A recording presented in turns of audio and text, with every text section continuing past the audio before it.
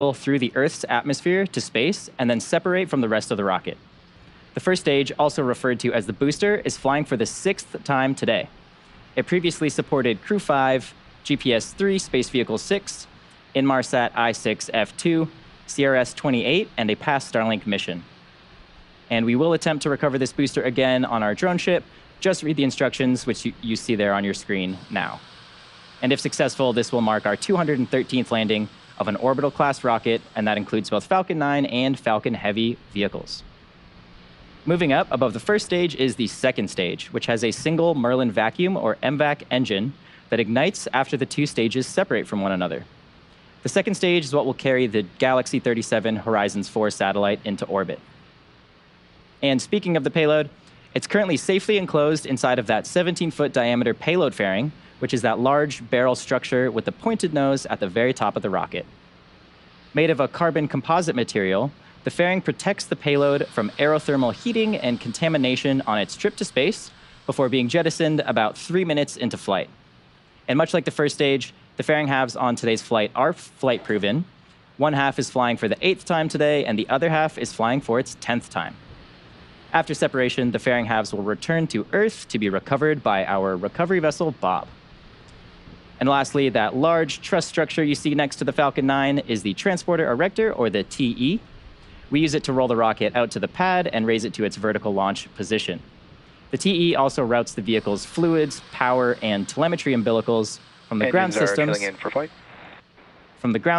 to the rocket and the satellites until F9 goes on internal power and clears the pad.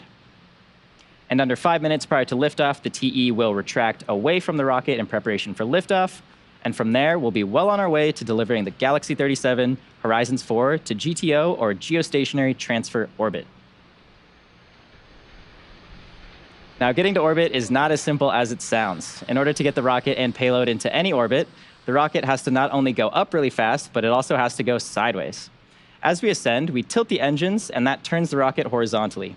So to help demonstrate this concept, imagine firing a cannon from a really high mountain. The cannonball will arc, and then good old gravity will pull it down to Earth. Load complete. As you increase the power, the cannonball will arc and land farther and farther away. Eventually, if you could continue to increase the power, the cannonball will end up in free fall around the Earth. Basically, gravity is pulling down on the cannonball, but it's going so fast that it never hits the ground. And this arc that constantly misses the Earth is called an orbit. Falcon 9 effectively does the same thing as the cannonball in this example. It provides enough power and horizontal velocity to the spacecraft on board the second stage that the spacecraft is placed in orbit around the Earth. And you'll be able to see this today by watching the orientation of Falcon 9 after liftoff. The rocket will go straight up until about T plus 10 seconds, at which point we begin that shift in orientation by gimbaling the engine so Falcon 9 can go horizontally really fast. So be sure to take a look at that after liftoff. Now, at just about 5 minutes and 20 seconds until launch, we should see those clamp arms beneath the fairing open up in preparation for a strongback retract. And once we see those clamp arms open around the second stage, we'll see the TE begin to pull away from the rocket just slightly. Then at T0, ground hydraulic systems will pull the TE even further away from the Falcon 9 as it lifts off. Pressing for strongback retract. Just sort of call out that we are pressing the tanks ahead of that strongback retract.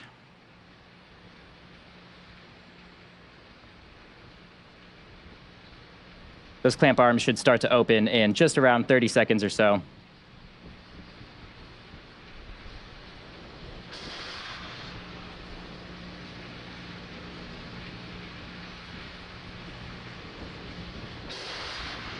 Strongback lower has started.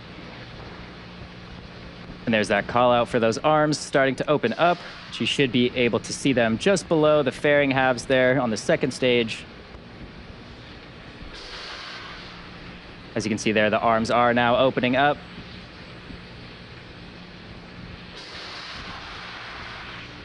And again, once those arms open up, the strongback will retract away from the rocket. At this point in the countdown, both the first and the second stages are nearly fully loaded with 1 million pounds of kerosene fuel and liquid oxygen. Falcon 9 uses two propellants, a refined form of kerosene called RP1, or Rocket Propellant 1, as a fuel, and LOX, or liquid oxygen, as an oxidizer. An oxidizer is a type of chemical that a fuel requires in order to burn.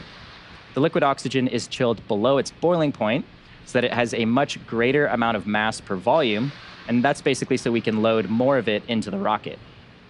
In addition to these two propellants, we also use the chemical TTEB, or triethyl aluminum and triethyl borane, as an ignition source. The combustion of RP1 and LOX is what makes the rocket go, and it's the TTEB that sets the match to the propellant mix. At T-minus 60 seconds, Falcon 9 will be in startup, and this means that the rocket's autonomous internal flight computers have taken over the launch. Stage 1, LOX load complete. Have taken over the launch countdown. And just inside of T-minus 2 seconds, we will light those 9 Merlin 1D engines for liftoff. So far, the Galaxy 37 Horizons 4 payload continues to be healthy, and the Falcon 9 team is tracking no issues on the rocket. Currently, weather is green, and the range is ready to support a T0 of 1 a.m. Eastern Time. Teams are currently reporting an 80% probability of launch today based on weather. Now, coming up next in around 30 seconds, we should hear a call out for second stage LOX load completion, and that will end the propellant loading process.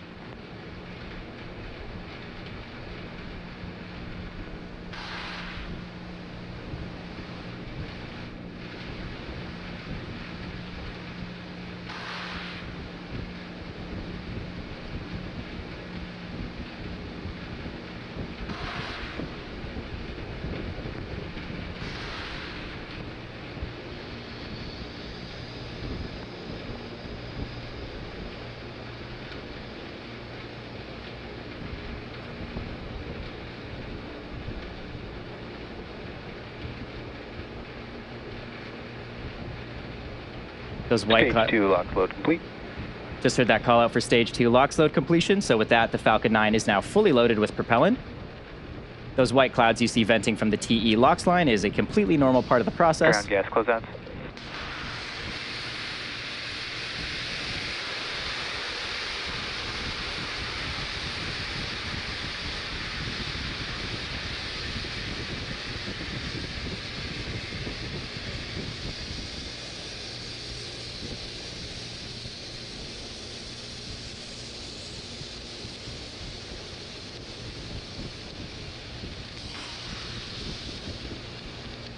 Falcon 9 is in startup. As we just heard, Falcon 9 is in startup, which means the vehicle's internal flight computers have now taken over control of the launch countdown.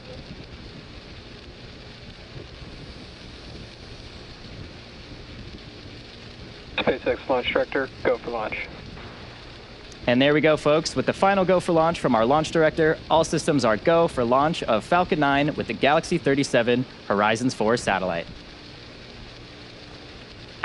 30 seconds.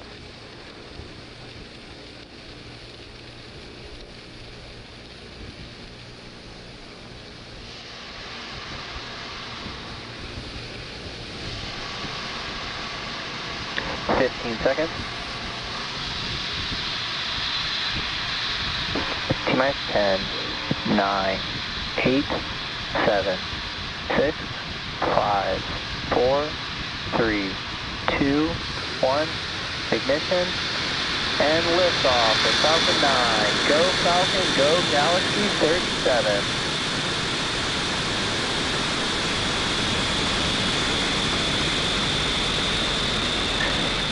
Vehicles pitching downrange.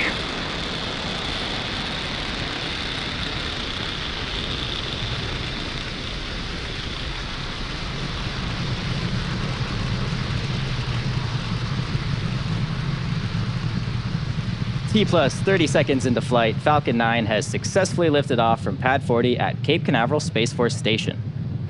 During ascent, we'll tilt the engines in a technical term called gimbaling, and that will turn the rocket horizontally in what we call a gravity turn.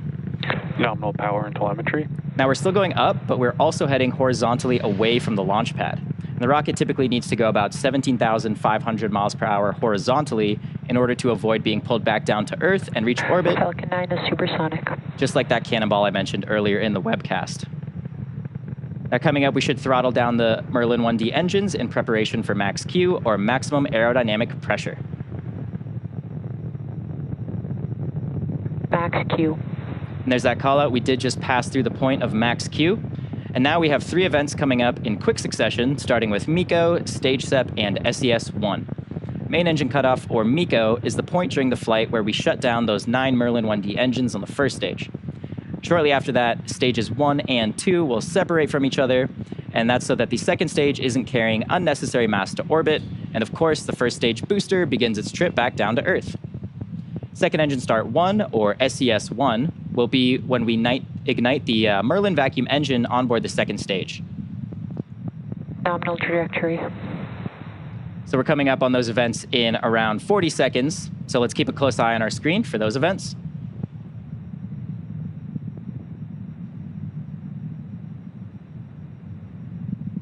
Getting some great views of the ascent of the first stage here. You can see the plume of the rocket is expanding as the surrounding atmospheric pressure decreases.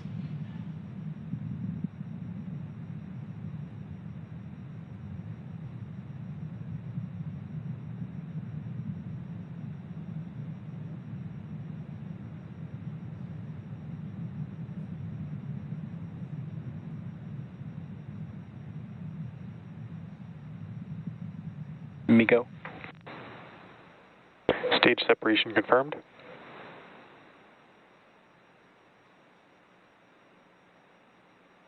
And vac ignition. There we go, folks. You just heard and saw those 3 events that happened back to back. Those were MECO, Stage SEP, and SES-1. Coming up next in around 30 seconds will be fairing separation. As a reminder, on the left side of your screen, you are seeing a live view of the first stage. And on the right side of your screen, you're seeing a live view of the MVAC engine attached to the second stage. Now keep a close eye on the telemetry in the bottom left and right corners of your screen.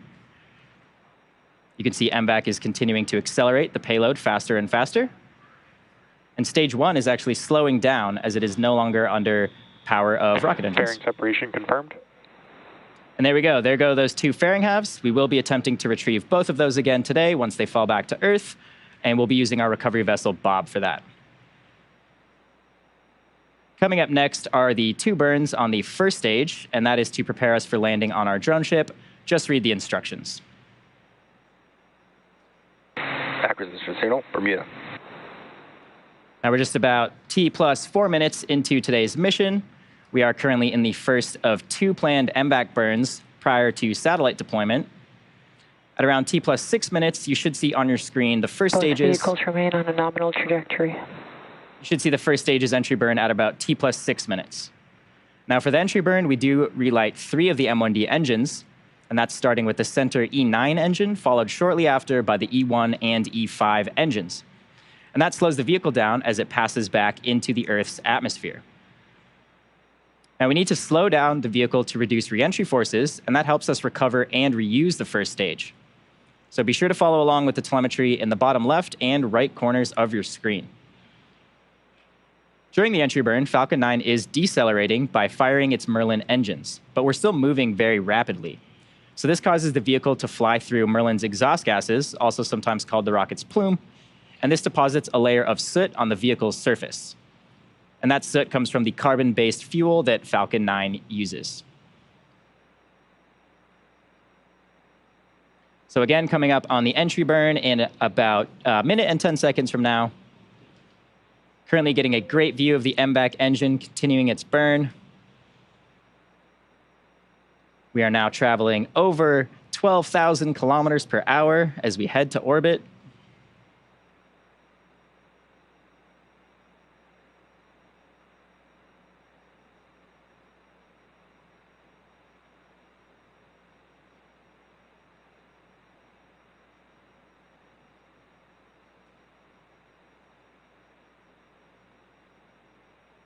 You can see that beautiful orange glow of the MVAC nozzle extension. That's one of the methods that the nozzle uses to cool itself during burn.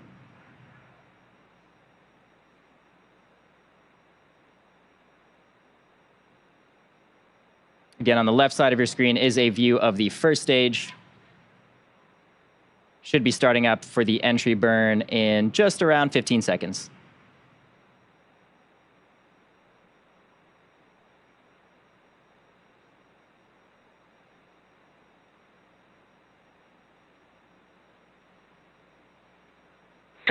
Stage 1 entry burn startup. Stage 1 FTS is saved. And there's that call out. We did just start up engines 1, 5, and 9 for the entry burn. This burn is around 20 seconds in total. You can see in the telemetry in the bottom left side of your screen that the vehicle is slowing down rapidly now. Stage 1 entry burn shutdown. And there we go. Just had confirmation of Stage 1 entry burn shutdown. As a reminder, the first stage that's supporting today's mission will perform the entry burn for the 6th time. It has previously supported Crew 5, GPS-3 Space Vehicle 6, Inmarsat 6F2, CRS-28, and a past Starlink mission. Falcon 9 is, of course, the world's first orbital-class reusable rocket, and this is important because reusability allows SpaceX to refly the most expensive parts of the rocket, and that in turn drives down the cost of space access. Next milestone coming up is the shutdown of the MVAC engine on the 2nd stage, and that'll be followed quickly by our landing burn on the 1st stage. So we do have about 30 more Terminal seconds. guidance. 30 more seconds in the first burn of MVAC. As you can see now, we are traveling over 23,000 kilometers per hour. Stage 1 transonic.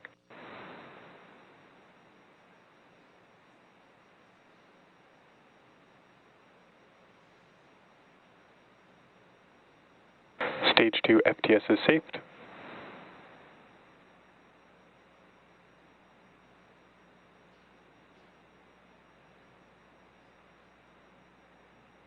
Stage 1 landing burn.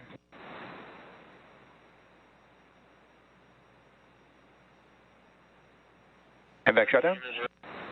There's SECO 1. We're just waiting confirmation of a good orbit and a Stage 1 landing. Nominal orbit insertion. There we go. Great news there. Confirmation of a good orbit. Stage 1 landing leg deploy.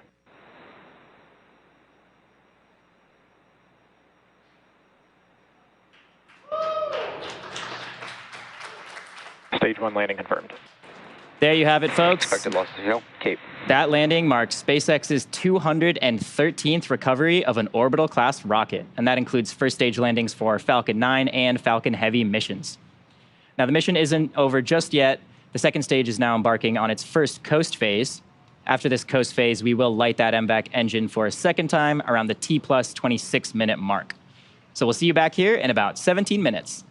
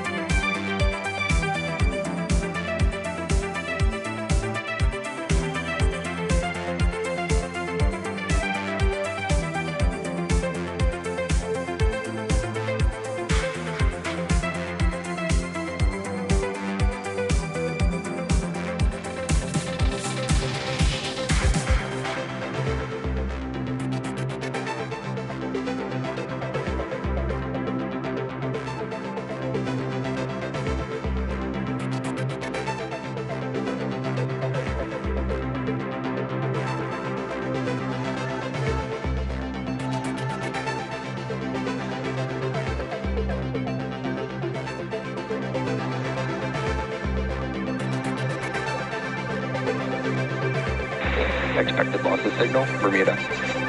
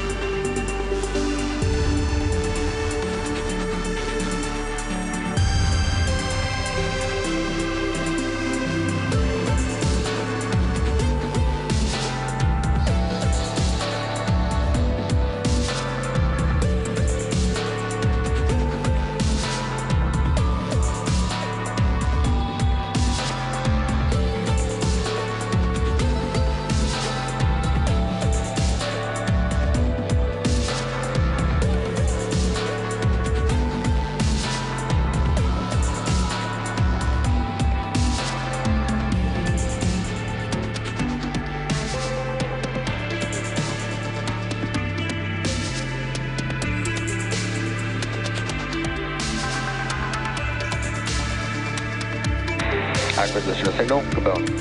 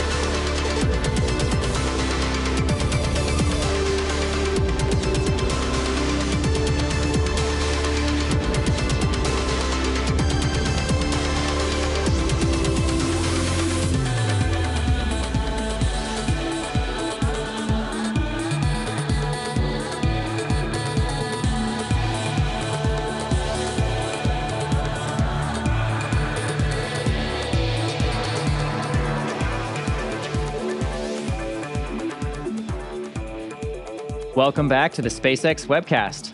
Tonight's Falcon 9 mission is carrying the Galaxy 37 Horizons 4 satellite to space. We've had a nominal mission so far. Falcon 9 launched on time at 1 o'clock a.m. Eastern Time from Space Launch Complex 40. We did have a successful main engine cutoff, stage separation, first burn of the MVAC engine, and we did successfully land on our drone ship. Just read the instructions. The second burn of the MVAC engine is starting in around 20 seconds from now. This burn should last just about a minute.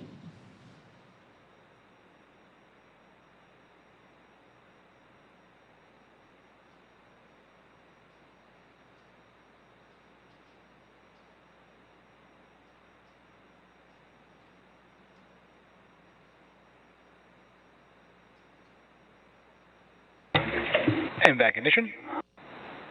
And as you just heard and can see on your screen, we did just start up that MVAC engine. This is the second of 2 planned burns for the MVAC engine today. And again, this burn should last just about a minute. Now, today's mission is what we call a GTO, or Geostationary Transfer Orbit. The current burn is putting the high end of the orbit at an altitude of about 35,000 kilometers or 22,000 miles. And the spacecraft will do the rest of the work to put the other side of the orbit at the same altitude. And at that point, it'll be in a geostationary orbit.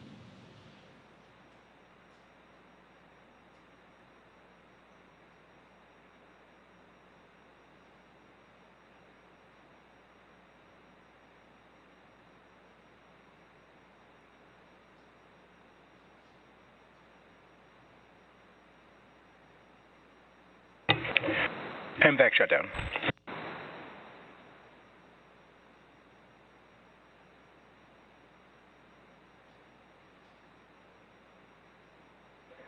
Nominal payload insertion orbit. Great news there. Just had confirmation of a good orbit on the second burn. The payload is still attached to the Falcon 9 second stage, and deployment is scheduled in just about 4 minutes from now. So while we wait for that, let's sit back and enjoy the views.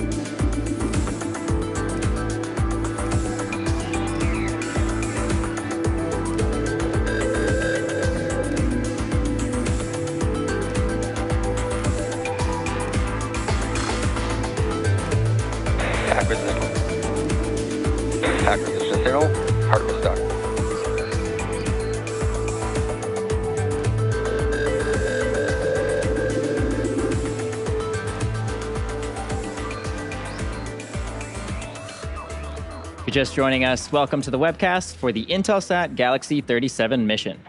We've had a nominal mission so far with an on-time liftoff at 1 a.m. Eastern Time, followed by successful ascent, stage separation, and 2 second stage engine burns.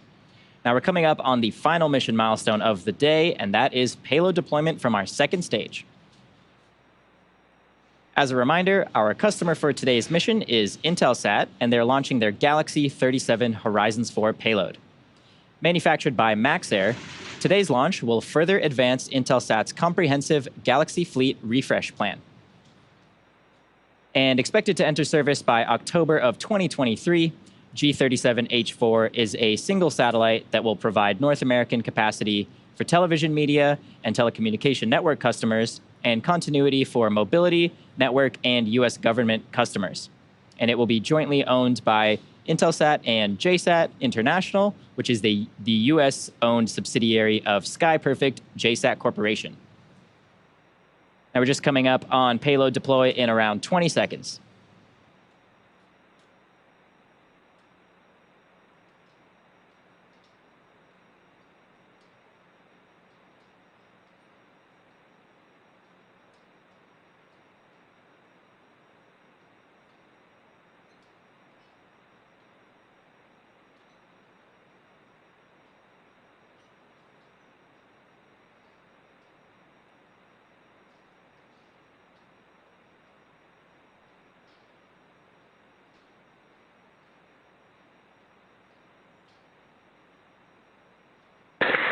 Galaxy 37 spacecraft separation confirmed. There we go, folks. With that confirmation of successful payload deployment, that will end our coverage of the Intelsat Galaxy 37 mission. All of us here at SpaceX want to give a big thank you to our customer Intelsat for entrusting us with today's mission. We also want to give a big shout out to the Range and Federal Aviation Administration for supporting today's launch. Today's flight concludes SpaceX's 251st overall mission to date and our 52nd launch of 2023. And of course, thank you to all of our viewers for tuning in. I hope you enjoy the rest of your evening.